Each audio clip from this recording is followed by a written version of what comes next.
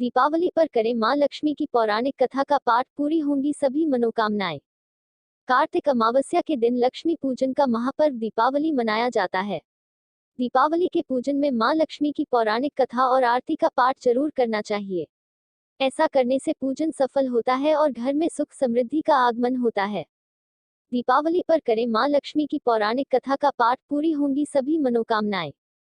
कार्तिक अमावस्या के दिन लक्ष्मी पूजन का महापर्व दीपावली मनाया जाता है। इस दिन लक्ष्मी गणेश के पूजन का विधान है। इसके साथ ही मान्यता है कि इस दिन ही भगवान श्री राम लंका विजय कर अयोध्या लौटे थे, जिसकी खुशी में अयोध्या वासियों ने पूरे नगर में दीप जलाकर दीपोत्सव मनाया था। इसी उपलक्ष्य में हम आज भी दीपावली का पर्व मनाते हैं। ये दिन मां लक्ष्मी के पूजन के लिए विशेष है। मान्यता है कि इस दिन लक्ष्मी जी का विधि पूर्वक पूजन करने से सभी मनोकामनाओं की पूर्ति होती है। दीपावली के पूजन में मां लक्ष्मी की पौराणिक कथा और आरती का पाठ जरूर करना चाहिए। ऐसा करने से मां लक्ष्मी का पूजन सफल होता है और घर में सुख समृद्धि का आगमन होता है। दीपावली की पौराणिक कथा। पौराणिक कथा के अनुसार एक साहूकार था, उसकी बेटी प्रतिदिन पीपल के पेड़ पर जल चढ़ाने जाती थी। पीपल पर लक्ष्मी जी का वास माना जाता है। एक दिन लक्ष्मी जी ने प्रकट होकर साहूकार की बेटी से कहा, तुम मेरी सहेली बन जाओ। उसने पिता से पूछकर उत्तर देने को कहा। पिताजी के हाँ कहने पर साहूकार की बेटी ने लक्ष्मी जी को सहेली बनाना स्वीकार कर लिया। एक दिन मां लक्ष्मी साहूकार की बेटी को अपने घर ले गई। लक्ष्मी जी देव से ओढ़ने के लिए दुशाला दिया तथा सोने की बनी चौकी पर बैठाया। सोने की थाली में उसे अनेक प्रकार के व्यंजन खिलाए। जब साहूकार की बेटी अपने घर को लौटने लगी तो लक्ष्मी जी ने कहा कि तुम मुझे अपने घर कब बुला रही हो। साहूकार की पुत्री ने पहले तो आनाकानी की, परंतु फिर तैयार हो गई।